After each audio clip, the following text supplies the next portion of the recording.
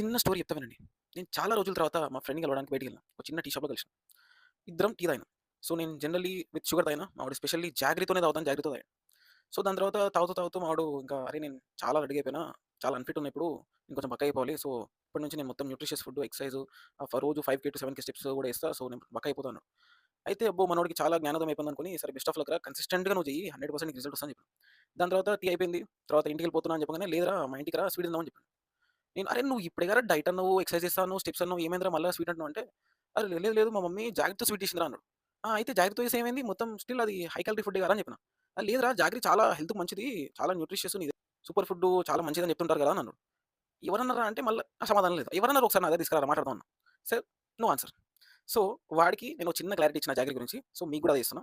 So, ఇప్పుడు చిన్న screenshot వస్తది చూడండి. సో, ఇప్పుడు ఈ స్క్రీన్‌షాట్‌లో 100 గ్రామ్స్ జాగరీకి గాని, 100 గ్రామ్స్ షుగర్ గాని క్యాలరీ డిఫరెన్స్ ఏమైనా ఉందా? No. There is no calorie difference. So, కొంతమంది మహానుభావులొచ్చి ఇప్పుడు జాగరీలో మనకి మినరల్స్ ఉంటాయి, ఐరన్ ఉంటది, మెగ్నీషియం ఉంటది, కాల్షియం ఉంటదని వస్తారు. ఇప్పుడు డైలీ రిక్వైర్మెంట్ వస్తది 100 గ్రామ్స్ కంపేర్ చేద్దాం. 100 గ్రామ్స్‌లో ఒక ఐరన్ తప్ప మీకు ఏ మినరల్ ఫుల్‌ఫిల్ అవ్వట్లేదు. సో, ఐరన్ ఒకటి ఫుల్‌ఫిల్ అవుతుంది. అట్లా అని చెప్పి మీరు 100 grams jaggery per day consume చేస్తారా? షుగర్ వచ్చిపోతారు. 100 గ్రామ్స్ కన్జ్యూమ్ చేసే పర్ డే అండ్ ఐరన్ కోసం 100 గ్రామ్స్ జాగరీ కన్జ్యూమ్ చేస్తే షుగర్ వచ్చిపోతారు. సో, రియాలిటీలోకొస్తే ఎవ్వరైనా సరే షుగర్, నేచురల్ షుగర్ అని ఏ షుగర్ అయినా పర్లేదు. సో, ఫ్రూట్స్ నుంచి వచ్చే sugar like normal sugar jaggery గాని, హనీ గాని, రిఫైన్డ్ షుగర్ గాని ఏదైనా సరే రోజుకి 15-20 గ్రామ్స్ కంటే ఎక్కువ కన్జ్యూమ్ చేయకూడదు. సో, ఇప్పుడు 20 గ్రామ్స్ స్టార్ట్ వస్తది చూడండి. ఇప్పుడు ఈ 20 గ్రామ్స్ మనం కన్జ్యూమ్ చేసే జాగరీ ఏమన్నా డిఫరెన్స్ ఉందా? మైక్రో న్యూట్రియన్ ప్రొఫైల్ మినరల్స్ ఏదో వచ్చేస్తాయంటారు కదా! ఏమొస్తున్నాయి? Almost negligible. పెద్ద డిఫరెన్స్ ఏం లేదు. మీరేదో ఫీల్ అయిపోతారు జాగరీ తింటే హెల్తీ బొక్క ఏముండదు. ఏం లేదు. రియాలిటీలో 20 గ్రామ్స్ నువ్వు కన్జ్యూమ్ చేసే షుగర్ కన్జ్యూమ్ చేసినా ఒకటే, జాగరీ కన్జ్యూమ్ చేసినా ఒకటే. మీకు అంతగా మినరల్స్ కావాలనుకుంటే అవి హోల్ గ్రెయిన్ ఫుడ్స్ నుంచి తీసుకోవాలి. Natural food sources.